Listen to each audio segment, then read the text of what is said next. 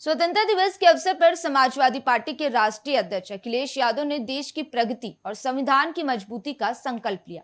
उन्होंने कहा कि डॉक्टर राम मनोहर लोहिया, आचार्य नरेंद्र देव, जयप्रकाश नारायण और नेताजी सुभाष चंद्र बोस ने देश को समाजवादी आंदोलन की दिशा दी।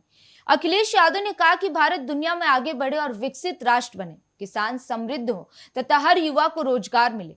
उन्होंने व्यापारियों की तरक्की और वैश्विक व्यापार में उनकी मजबूत भागीदारी की बात कही। सपा प्रमुख ने कहा कि स्वतंत्रता दिवस पर उनका एक और संकल्प है कि संविधान को मजबूत किया जाएगा। उन्होंने कहा कि संविधान की मजबूती के लिए यदि किसी भी तरह की बलिदान की जरूरत पड़ी तो वे इसके लिए तैयार रहेंगे।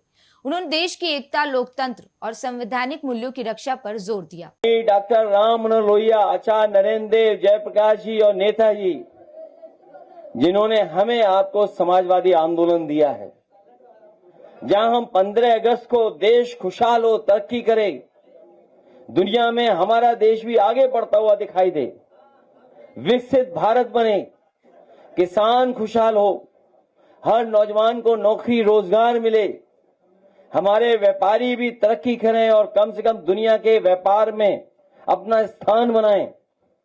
ये आज हम सब लोग संकल्प लेते हैं और संकल्प ये भी लेते हैं, आज स्वतंत्रता दिवस के दिन हम लोग संविधान को मजबूत करेंगे और संविधान मजबूत करने के लिए कोई भी त्याग करना पड़ेगा तो हम लोग त्याग करने के लिए तैयार रहेंगे। आज जब अखबार उठाया हम लोगों ने तो अखबारों में बहुत सारे विज्ञापन आए हैं और विज्ञापनों में जो एक विज्ञापन सबसे प्रमुखता से छपा है वो सरकार बता रही है पर कैपिटा इनकम।